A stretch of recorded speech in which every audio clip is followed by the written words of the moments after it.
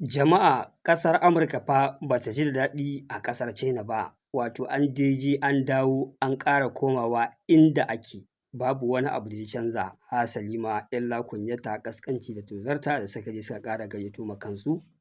Wato kamar dai yadda aka yi hasashe aka yi prediction babu wani abu da bai tabbata ba a wannan yaƙi.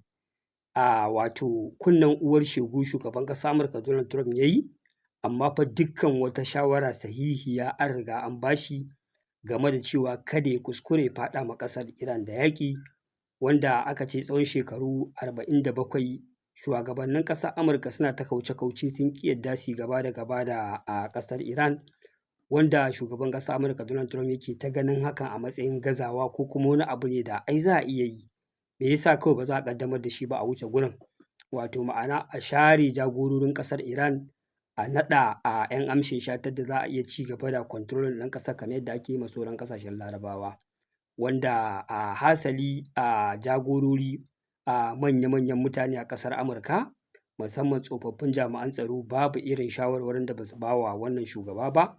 da haska mai abubuwan da ka iya zuwa ya dawo, amma fa ya ce a'a wannan ai mission ne mai sauƙi da cikin ƙanƙanin lokaci za a iya yin sa, suka je suka ƙaddamar da wannan hare-hare. An yi hasashe cewa wannan yaƙi shi ne zai zama sanadiyyar karyewar daular ƙasar Amurka. Mutane suna ganin ta yaya haka zai kasance? Bayan ƙasar Amurka ita ce namba ɗaya a faɗin duniya a harkar soja da harkar tattalin arziki. Ta yaya za a ce kawai don ta yi yaƙi da Iran sai tattalin arzikin ta ya karye ko wani abu makamancin haka? Amma sai dai masana da masu sharhi akan siyasar duniya akwai abubuwa da dama da suke hange za su iya faruwa, wanda kacokan su ne suke ta faruwa a yanzu. Bari mu fara da zuwan shugaban ƙasar Amurka Donald Trump ƙasar China, wanda wannan zuwa fa babu abin da ya janyo ma kansa illa kunyata. An ji shugaban ƙasar Amurka Donald Trump kafin ya je ƙasar China yana cewa ai su ba ma sa buƙatar wani taimako daga ƙasar China akan yadda za a kawo ƙarshen wannan rikici. Domin dukkan wasu abubuwa da suke so su cimmawa sun riga sun cin musu,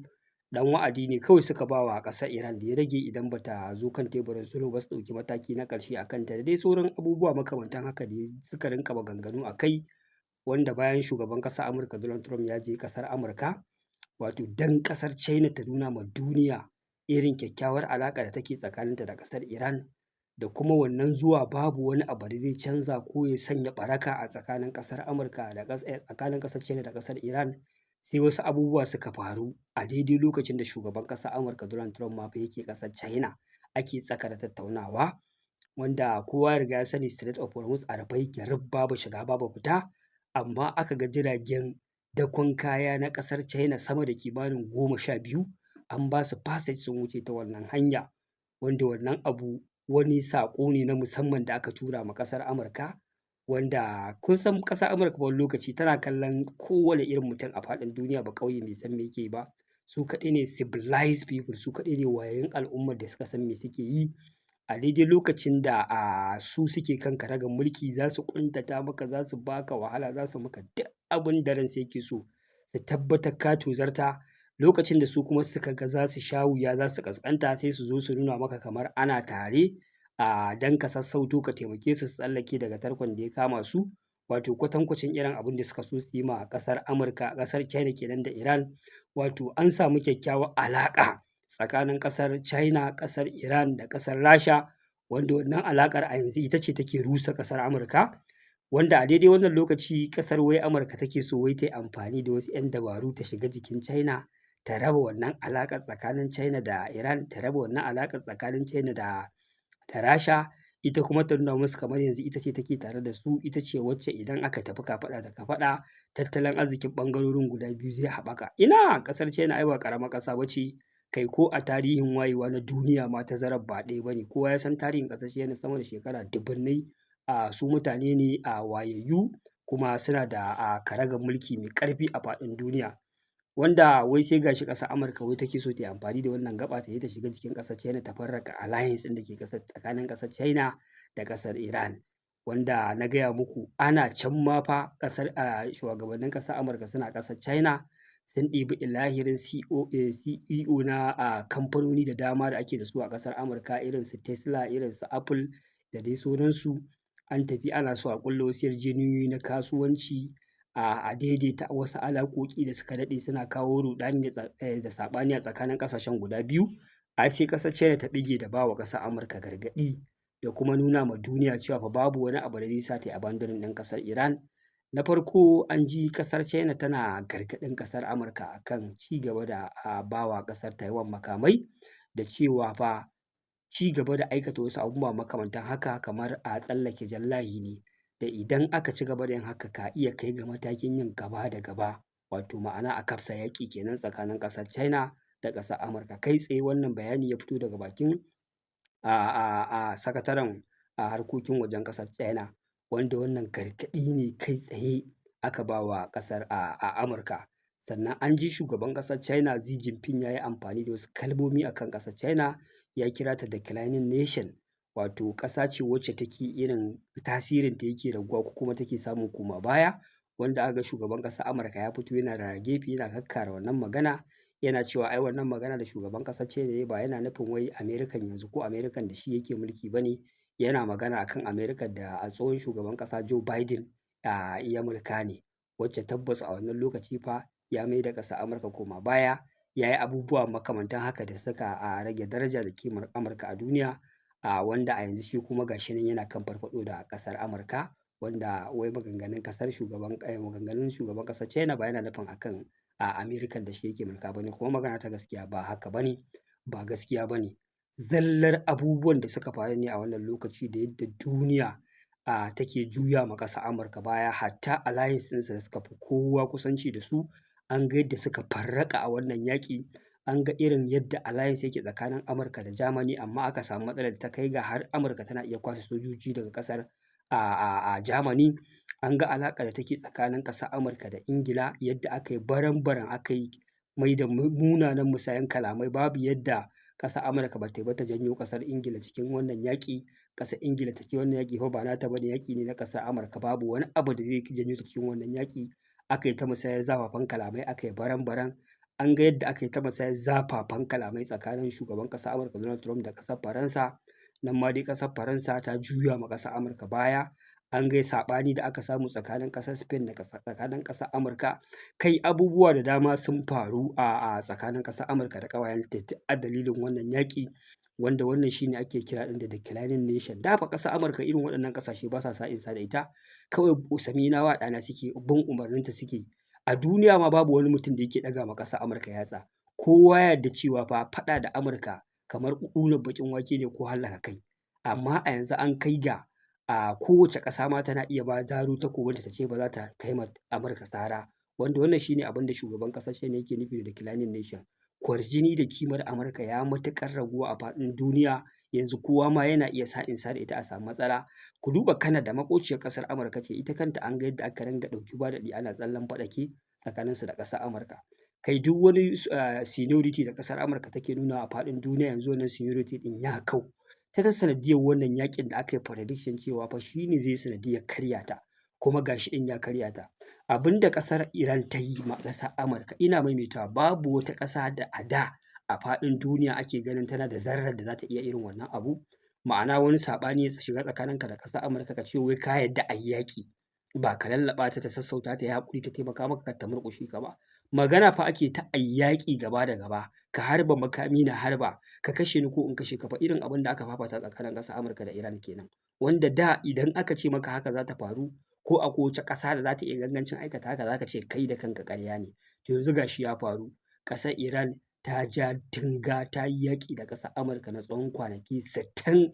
ta yi nasarar ragargaza base ɗin ƙasar Amurka da suka daɗe a gabas ta tsakiya, ta yi musu mummunar ɓarna. Amma ƙasar Amurka fa har yau dukkan wasu muradai take so ta cimma a wannan yaƙi, babu ƙwaya ɗaya da ta yi nasarar cimmawa, wanda hakan yake nuna tabbas fa maganar shugaban ƙasar China gaskiya ce. Wato abubuwa da dama sun faru da ƙasar Amurka a wannan yaƙi, wanda a yanzu ta kai ga ba ma fa wai ƙasar Iran ba ce ko magoya bayanta suke ƙalubalantar ƙasar Amurka, a'a, mahukunta ne a cikin ƙasar Amurka suke ƙalubalantar waɗanda suke jagorantar ƙasar Amurka, ma'ana shugaban ƙasa da muƙarrabansa da dakarun sojojin ƙasar. Wanda a kullum idan kana bibiyar labarai kana jin irin tambayoyi da sanatoci suke yi ma mahukuntan ƙasar Iran, musamman shugaban sojoji, Secretary of War, sakataren harkokin waje irin su Marco Rubio, in ka ga yadda ake tsiye su ana musu tambayoyi game da wannan yaƙi za ka tabbatar da cewa ba wai kai da kake wajen ƙasar Amurka ba ko kai da baka goyon bayan ƙasar Amurka ba, hatta 'yan cikin ƙasar ba su gamsu da tsari ko yanayin da ƙasar Amurka take tafiya a kai ba. Ana ta ci gaba da yi ma ƙasar Amurka tambayoyi akan wai wace matsaya ake ciki a wannan yaƙi ne. Tun farko kun jeranto abubuwa guda 3 da kuka ce su kuke so ku cimmawa a wannan yaƙi, ma'ana za ku dakatar da ƙasar Iran daga mallakan makamin nukiliya, za ku sa ta rushe ƙungiyoyi da take proxy war da su a ƙasashe guda 3, sannan za ku dakatar da ita daga ƙera ballistic da hypersonic missile ɗin da take ƙerawa. Yanzu tambayar da ake yi, abubuwa guda nawa kuka cimma a cikin waɗannan abubuwa guda 3 bayan kafsa wannan yaƙin da ake maganar ya laƙume kuɗi sama da biliyan 50 da jiragen yaƙi waɗanda masu kima ne da daraja a idon duniya, da kasuwarsu tana hauhawa ana ganin cewa waɗannan jirage gagarbadau ne, wata ƙasa ma ana yaƙi da ita ta yi nasarar ɓaro su, amma a wannan yaƙi ƙasar Iran ta kunyata ta ɓaro su ta sa darajarsu da kimarsu ta rage a cikin kasuwa da sauransu. Yanzu me kuka cimma a cikin waɗannan abubuwa guda 3? Idan kuka ce kun dakatar da ƙasar Iran daga mallakar makamin nukiliya, ƙarya kuke yi, har yanzu akan abin da ake tattaunawa kenan, ƙasar Iran ta yadda ta haƙura da mallakar makamin nukiliya, yaƙi ya ƙare ku cire naval blockade, ba ku yi wannan nasarar ba. Idan kuka ce kun yi nasarar rusa ƙungiyoyin ƙasar Iran da take proxy war da su, Houthi, Hezbollah da kuma Hamas, gabaki ɗaya ƙarya kuke yi. Har yanzu ana fafata yaƙi tsakanin Hezbollah da ƙasar Yahudu a ƙasar Lebanon. Ita ko Houthi duk magana da ake ta wannan yaƙi ba ma ta shiga kai tsaye sosai gadan-gadan ka'in da na'in ba, saboda har yanzu yaƙin bai escalating ɗin da ta ga cewa za a murƙushe ƙasar Iran ba ita ma ta shigo cikin wannan yaƙi. Ba ku rusa ta ba. Hamas ma ba ku rusa ta ba. Abubuwa biyu ƙarya kuke yi. Maganar hana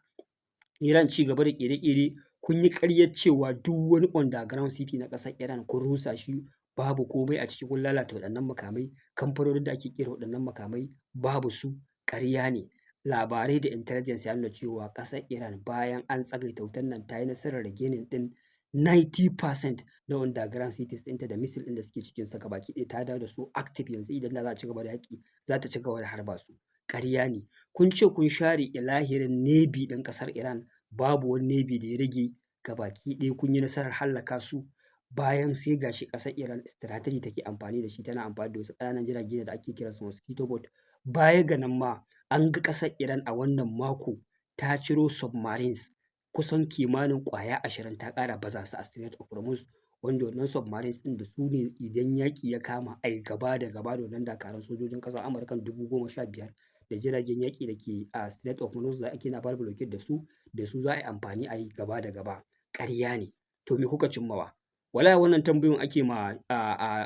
shugaban sojojin ƙasar Amurka, yana ta inda yana kwana-kwana babu ansa, domin duk abubuwan da suka ce sun cimma a wannan yaƙi babu ƙwaya ɗaya. Yanzu kun ce main goal ɗinku ku buɗe Strait of Hormuz, aka tambaye su to dama Strait of Hormuz kafin a fara wannan yaƙi a rufe yake? Ba a rufe yake ba. Kenan ku kuka yi causing ɗin dalilin rufe shi, kuma yanzu kuka zo kuna kashe biliyoyin kuɗaɗe kuna amfani da rayukan sojoji cewa za ku buɗe wannan hanya. To kai idan kana wajen ƙasar Amurka, a cikin ƙasar Amurka sanatoci da mahukunta sun ji ba su gamsu da ilahirin tunani da lissafin ƙasar Amurka ba, da kuma me take so ta cimma a wannan yaƙi ba, to me hakan yake nufi? Abin da aka yi prediction ne ya faru kai tsaye, duk abin da aka hasaso cewa wannan yaƙi Amurka zai zama sanadiyyar rushewarta, zai zama sanadiyyar sako ta daga super power. Wallahi tallahi gabaki ɗaya ikon Allah sai gashi babu wani abu da bai faru ba. Kowa dai ya ga yanzu yadda abubuwa suka kasance. An fafata yaƙin nan, an tsagaita wuta, an je teburin sulhu ya watse, ta tafi ƙasar China domin ta je ta lallaɓa ƙasar China ko ta ma China hikimomi, ta ɗan bubbuɗe mata wasu ƙofofi na makirci da ta yi ta rarrafe, don ƙasar China ita ma ta samu ta lallaɓa musu ƙasar Iran a daina wannan yaƙi. A ƙarshe sun dawo da zafafan gargaɗi masu mugun zafin zafi, waɗanda aka daɗe ma ba a yi ma ƙasar